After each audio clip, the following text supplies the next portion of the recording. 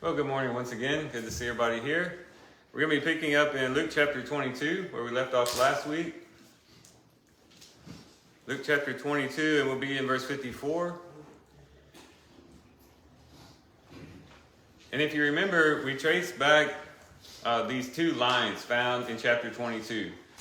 Going back to the upper room where the disciples were eating with Christ and fellowshipping with Christ. They were there in union with Christ. They're sharing a meal together with him. And something happened while they were in the upper room, while they were sharing this fellowship meal with Christ and partaking of this instituted Lord's Supper with Christ.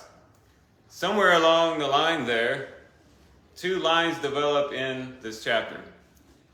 You have the line of Christ to the cross and the line of the disciples to self. And these become the two pathways of life that each of us have to decide which one we will take.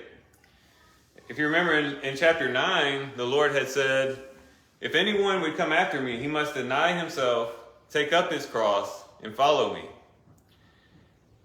And here the disciples had an opportunity to literally do that. Jesus was physically about to go to the cross, and they had an opportunity to deny themselves, to take up their own cross, that is, be convicted and sent to the cross with him, and to die with Christ there on Golgotha. And so they had a decision to make where they could have physically followed Jesus to the cross in faithfulness to him, and commitment to him, and closeness to him, and communion with him, or to go their own way. And although some might trace this back to the garden, because we find, especially in the Gospel of Mark, that in the garden, once Jesus becomes arrested, that the disciples basically disperse. Mark tells us of a young man who was naked, and all he had on was a linen sheet over him. And he was so determined to get away that when he went to run, they grabbed his linen sheet and tore it off of him, and he ran away naked. He didn't go back for his clothes. That's how desperate they were to get away from the situation, how scared they were once things came down and came to a head. So these disciples began to go a different line, but it traces back to the upper room. They began to think about themselves more and more.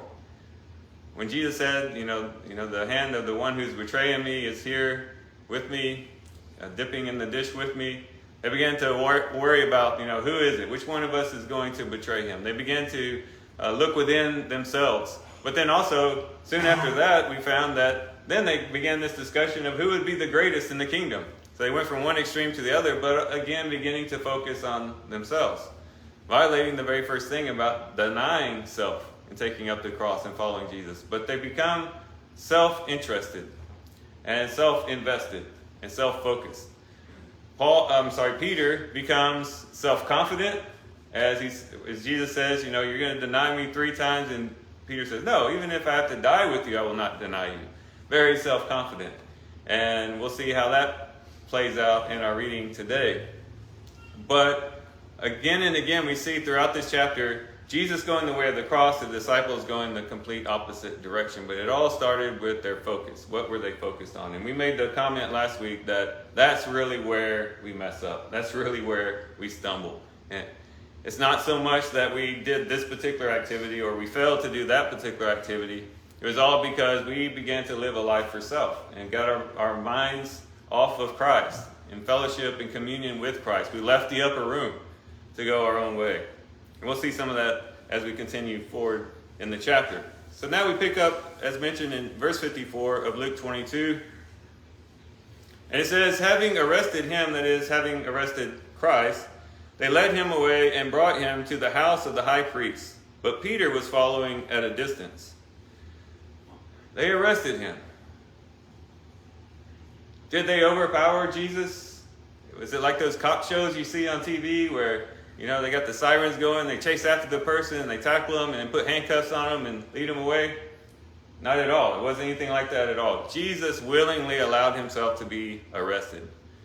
If you look at the account in John chapter 18, you see that Jesus was in control the whole time. When they asked, when he asked, who are you seeking? And they said, Jesus. He says, I am. And all the soldiers fall back when he speaks that word. Jesus was in complete and absolute control, but he willingly submitted. The definition that's given for meekness is power under control. And that's what Jesus demonstrates here, is meekness, in the sense that he had the power to run away, he had the power to really cause, a hailstorm to blow them all away, but he didn't. He willingly submitted, and that gives us another glimpse of this line to the cross, that it means that even when it's within your power to avoid hardship and difficulty for the sake of Christ, you still willingly submit to it. And even if people are abusing you and you have the ability and the power to really come at them and try to destroy them, we meekly and humbly just continually keep our eyes fixed on the Lord and trusting our hearts to the one who says, vengeance is mine, I will repay, says the Lord, Romans chapter 12. And we just continue to follow after Christ to the cross. Jesus gives us this example. But there's a negative example contained in the same exact verse. And that is, Peter was following at a distance. On one hand, we give kudos to Peter. He's following Jesus. The rest of the disciples, they're dispersed. They're fleeing away naked just to get away. At least Peter's following Jesus, right? At least he's going in the same direction as Jesus. And we could say, okay, Peter, that's good. It's good that you are following Jesus. But it's that last statement, at a distance, that made all the difference. He wasn't walking next to Jesus. He wasn't going through the trial at Jesus' right hand, experiencing the trials, the afflictions, the hardship with Christ, remaining in the upper room, so to speak, that is, continually staying near to Christ and loving Christ and in communication with Christ. Yeah, he's following Jesus, but it's at a distance. Do we sometimes pride ourselves for thinking, well, at least I'm following Jesus? There's millions of people out there who don't even care about Jesus, who don't even believe in Jesus. They are, wouldn't even, they are repulsed by even the thought of Jesus. At least I'm following Jesus. At least I'm headed in that direction. But are we following him at a distance? That makes tremendous difference. It's not just about outwardly following some outward rules and regulations and going through the motions of certain things. If we are going to be successful in the spiritual life, we can't just follow Jesus. We got to be near to Christ. He's got to be our all in all. We've got to be loving Christ continually. This is my story. This is my song, praising my Savior all the day long. Continually opening our spirits to him, receiving him as our life, breathing him in as our oxygen, just living before him continually. That's the successful way of the spiritual life. My dad is an avid outdoorsman. He loves camping, he loves hunting, he loves anything he can do outside. And my brother and I would go out in the woods with him when he was scouting out the woods, finding a good spot for his deer stand, clearing out trails. And my brother and I would have two experiences with that.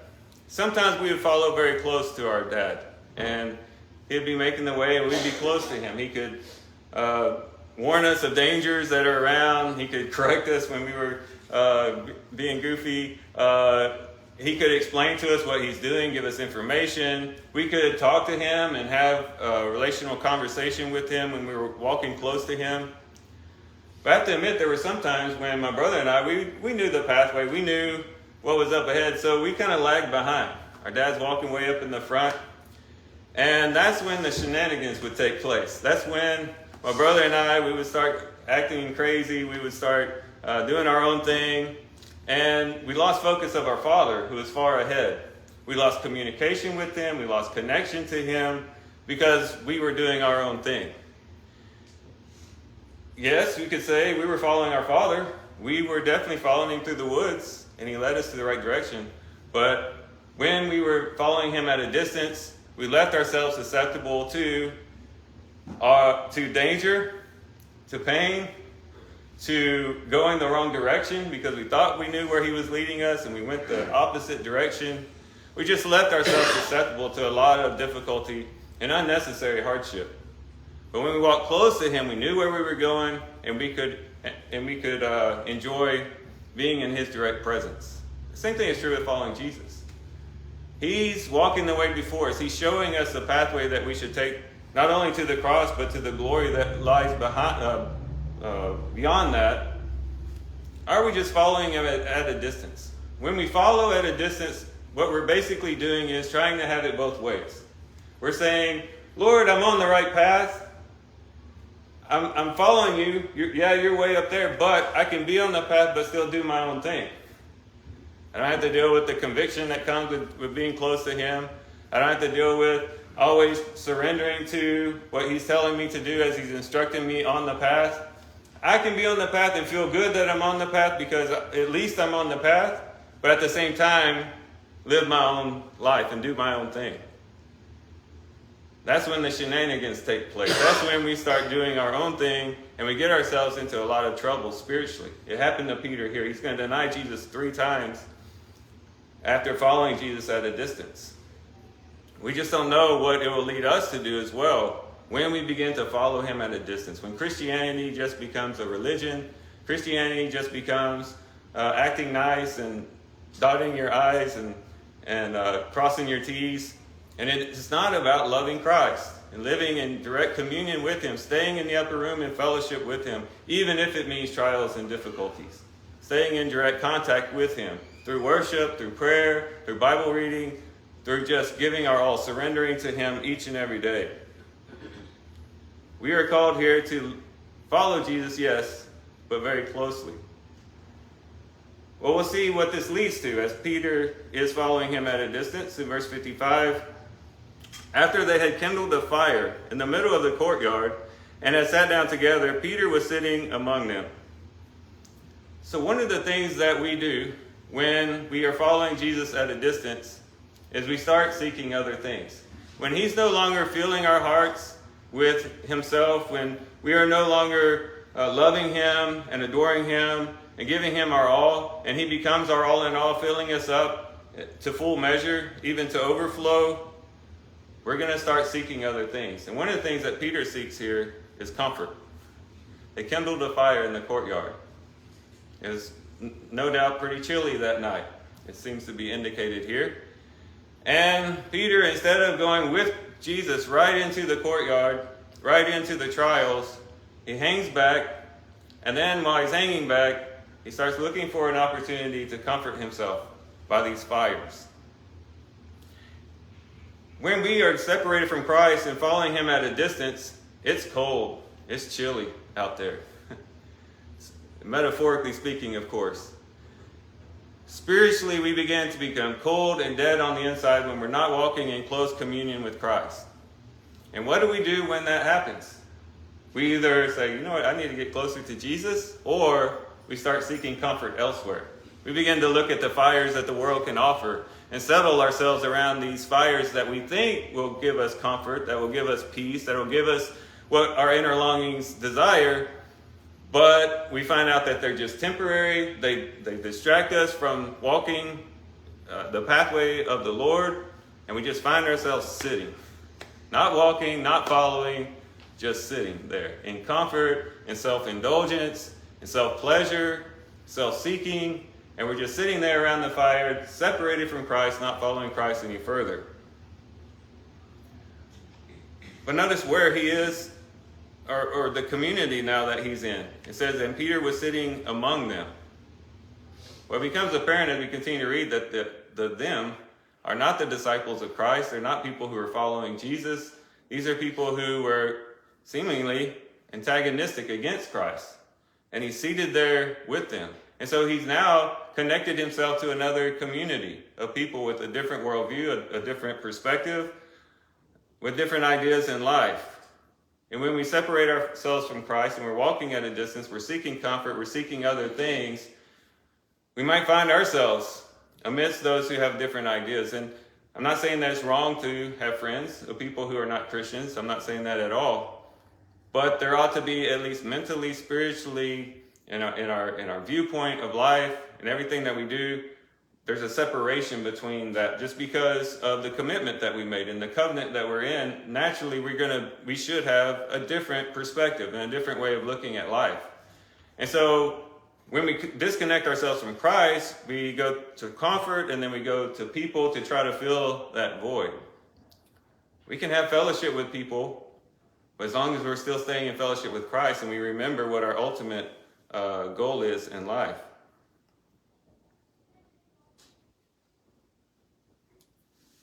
It says in verse 56, and a servant girl, seeing him as he sat in the firelight and looking intently at him, said, this man was with him too. But he denied it, saying, woman, I do not know him. By the way, woman is not the way we would, people joke around, woman, like they're being rude. No, back then that was the way of saying ma'am or miss. It was actually a respectful way of addressing a female. But anyways, in verse 58, a little later, another saw him and said, you are one of them too. But Peter said, man, I am not. After about an hour had passed, another man began to insist, saying, certainly this man also was with him, for he is a Galilean too. But Peter said, man, I do not know what you are talking about. And immediately, while he was still speaking, a rooster crowed. All right, so he's sitting here at a distance from Christ. He's actually, you could say, even following Christ, in that he's seated outside by this fire. He's with another community of people, and then he's challenged by that, which will typically happen when we're trying to live life both ways. Eventually, if we are trying to be both Christians but also being worldly, going out there and partying and living it up and living a life of immorality and stuff, eventually we're going to be called out for that. And sometimes it's not going to be from people within the church. Sometimes it's going to be the people out there. They're going to say, wait a minute, aren't you a Christian? Don't you follow Jesus? I mean, we know what we're doing is not in line with Jesus, but we're not even professing to be Jesus's people. But here you say you're a Christian, but look at all these things that you're doing. Look where you're at.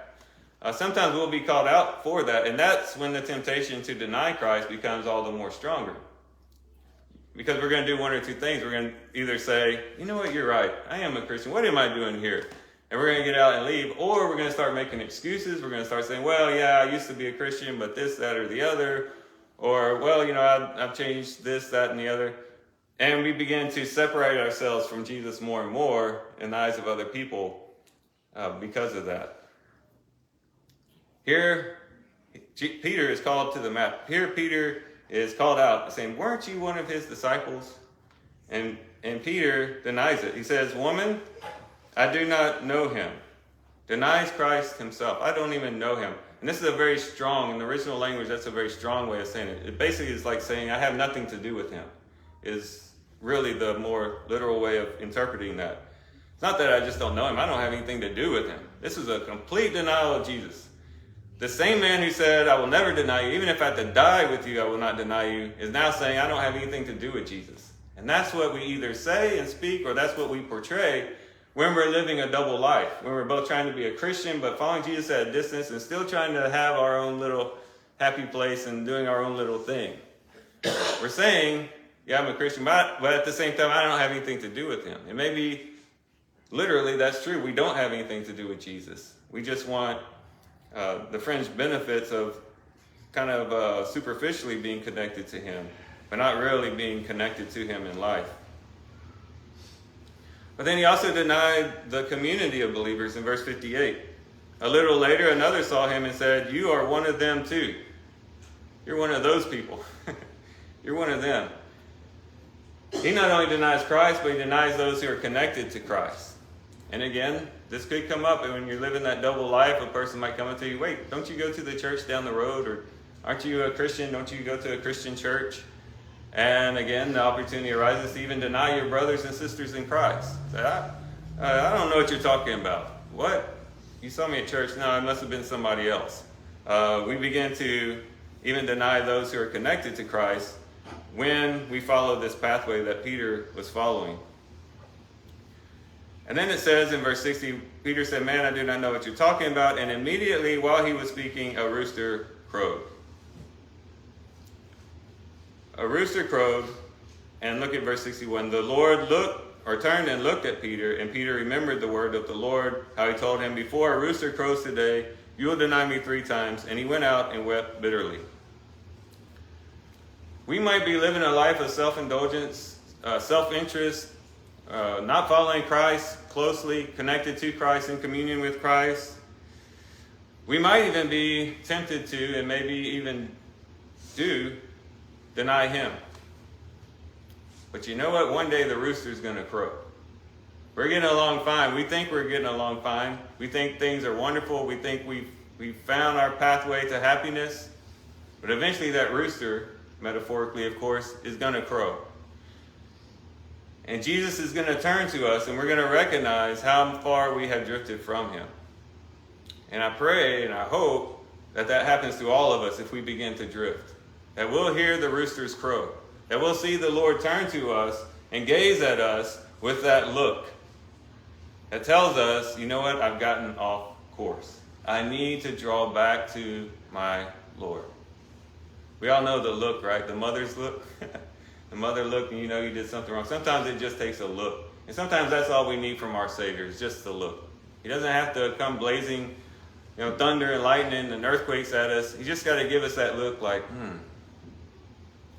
I don't know what this look looked like, but it convicted Peter to his inner core.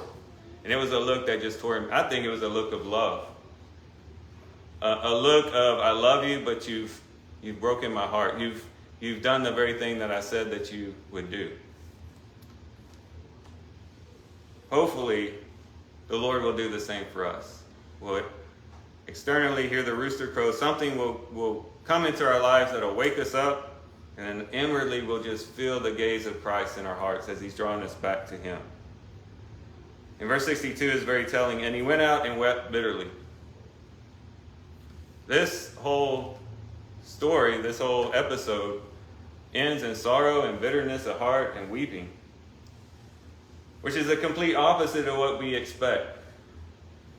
It's really wonderful the way the Lord works, because he turns everything upside down. So we think that the way to happiness, to joy, to having our hearts fulfilled is through what? Self-service, self-indulgence, doing what makes me happy, fulfilling all my dreams, all my desires, being self-ambitious, doing everything for self. And logically that seems to make sense, right? Certainly you can make yourself happy by focusing on yourself, building up your own kingdom, building up your bank account, filling up your driveway with cars, getting a bigger house, doing everything for self and living for self. Oftentimes we think that is the pathway to happiness. And that's what the world teaches us, especially in a materialistic nation like America. Ads and all types of advertisements and TV shows and things say, this is the life, this is what you should be living. And we think, if I follow that, if I follow my dreams, if I follow after that cricket singing, saying all your dreams will come true, and that's what I'm living for, then I think I'll be happy. But that's not the way it ends. When we live a self-indulgent, self-focused, selfish life, it ends bitterly. And we'll find ourselves weeping bitterly. Why is that the case? Well, because there is no joy in living for yourself. There is no fulfillment in just building up your bank account. All that leads to is more emptiness and more dissatisfaction. It's when we give ourselves away that we actually find ourselves. Even now you're looking at scriptures, psychology, this is what they have done studies and find that this is true. The most happy people, the happiest people on earth are those who are involved in benevolent works, people who give themselves to a cause, the people who are outwardly focused and trying to help other people. Psychologically, that is very satisfying and helpful, and people are the happiest when they're doing that. They have, which is strange because because of what they're doing, they have less money, they have less time, they have less energy. They're perhaps more busy, but they feel fulfilled because they're helping other people. They're giving themselves away to a cause. They're giving themselves away to the benefit of other people. And so psychologically, this works in following Christ. When we deny ourselves, when we're not living for ourselves, and we give ourselves over to something else, we actually feel fulfilled because we have a purpose. We have something that we're driving for that goes beyond ourselves. But it's more than psychological, obviously. Not only do we have that aspect of it, but we have Christ himself who comes to live with us. And his presence is with us. He walks alongside of us. He helps us and guides us, strengthens us, comforts us, gives us peace. And he himself steps in and becomes our all in all and feels that inner longing within us as we direct our hearts to him.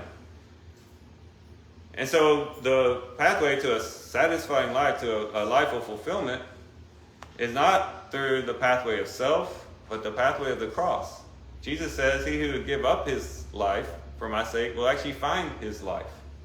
And those who have experienced it, those who have walked the pathway of the cross, who've walked close to the Lord, can testify to the fact that that is absolutely true.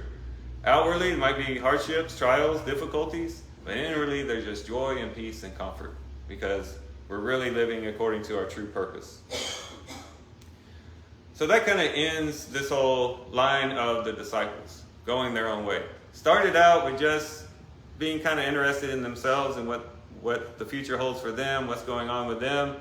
And then it ends all the way to denying Christ, Peter going out and weeping bitterly, full of conviction in his heart and sorrow. Now we shift over to Jesus.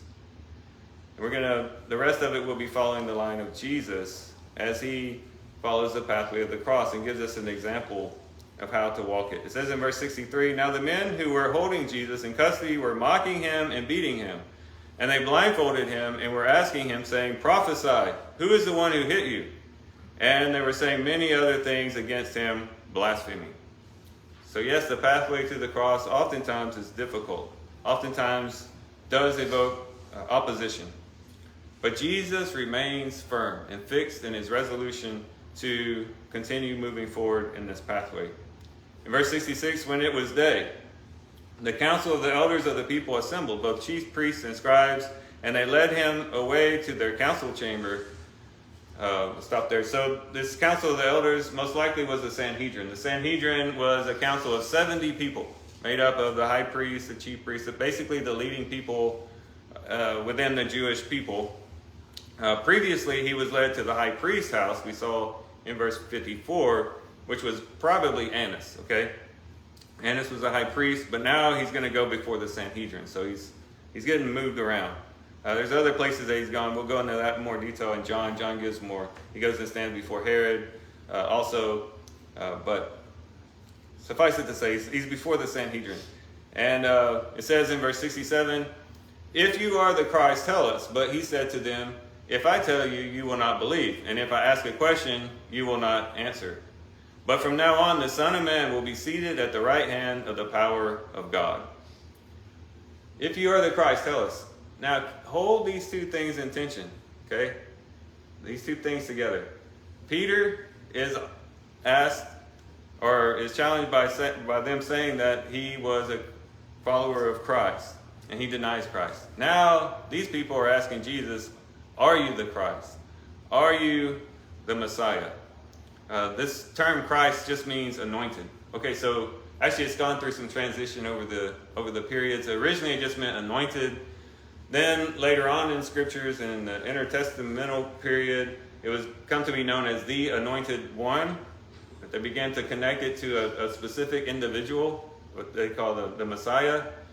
And then later on in the New Testament, it got to be known even more specifically as the one sent by God.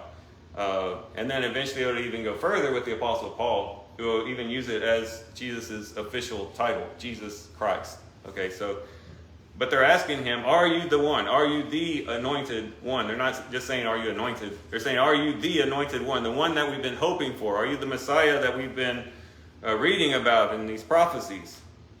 And Jesus says, if I tell you, you will not believe, and if I ask a question, you will not answer. And that is absolutely true. Didn't we see that as we've seen him go through this last week? Especially on that Tuesday when what's called the Day of Questionings. If Jesus told them something, they didn't believe it. If he asked them a question, they couldn't answer it, so they just would go away. They weren't really taking seriously who Jesus was, and so he's bringing out the hypocrisy in this question. You don't really want to know if I'm the Christ or not. Even if I told you, you wouldn't believe. If I ask you a question, you're not going to answer it. But since you brought it up, he says in verse 67, but from now on you will see the Son of Man will be seated at the right hand of the power of God. And in that way, he does answer their question. And he's basically saying, you guys are seated in authority, and you think you're seated in authority over me and judging me and bringing me through this trial. You're seated there in your official judicial chairs or whatever they were sitting in that council chamber, and you think you're pronouncing judgment over me, but let me tell you something. One day you're going to see me seated at the right hand of the power of God. And it's actually, you think you're my judge, but ultimately, I'm your judge, and I'm going to bring you under judgment, is what he's saying here. In verse 70, and they all said, are you the Son of God then?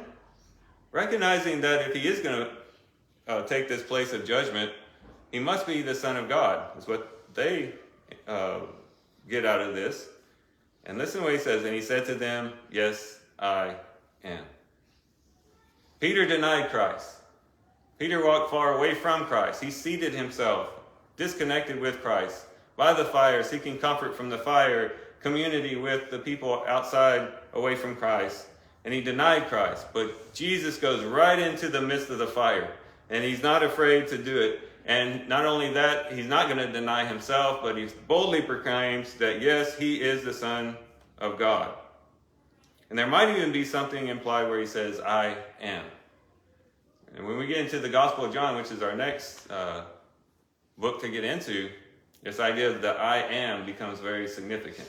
Time and time again, Jesus says, I am the bread of life. I am the living water. I am this. Could be that he's tying himself even to Jehovah, to Yahweh, the great I am. But be that as it may, in verse 71, it says, then they said, what further need do we have of testimony? For we have heard it ourselves from his own mouth. Jesus knew when he spoke those words, that was the death knell. That was going to be the thing that they were looking for to convict him and crucify him.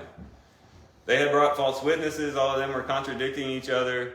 They couldn't get their stories together. They couldn't come up with a really good case against Jesus. But now that Jesus himself has spoken and basically said, I am the Son of God, which, by the way, was a title reserved to Caesar. So this has some implications towards Rome that they could use against him.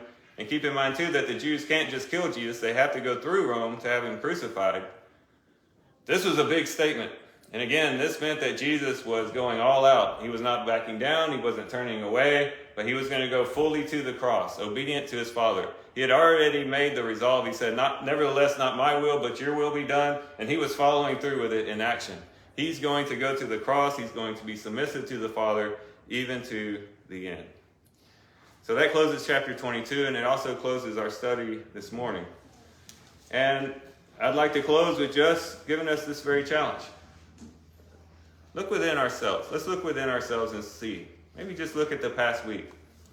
Has last week been a week of just pouring your heart out to the Lord, opening up your spirit to him, constantly praising him, adoring him, loving him, praying to him, taking him in as your all in all, seeking him with all of your heart? Has this past week been just side by side with Christ, hand in hand with Christ, walking in his presence, abiding in him, he abiding in you? Has that been your experience this week? Have you lived so close to him, it's almost that you could feel him, his presence? It's so real to you. Or has this week been more about, oh, I got this to do, my to-do list, I'm trying to accomplish this goal, I'm trying to do that. Let's do some self-reflection now and think about, what are we really doing? What is our purpose in life? What are we really seeking after? Are we following Jesus at a distance? Is Christianity just some exterior rules and regulations that we follow? Or are we seeking after a person? Are we committed to a person, to a living person who's present with us at all times? We can all reflect on that and think of that as we move forward to this upcoming week. And if you're not a Christian, we want to open up an invitation, an opportunity for you to give your life to Christ, to begin this journey with him. Maybe you've tried the whole self-focus direction. You realize, still I'm empty on the inside. I have a lot of maybe material things, but I'm still empty inside. Let Christ fill that hole within you. Commit yourself to him, submit to him, and see if it doesn't turn your life around and really give you purpose and joy and comfort in the years to follow. So if you want to give your life to Christ, please come forward as we stand and sing the song that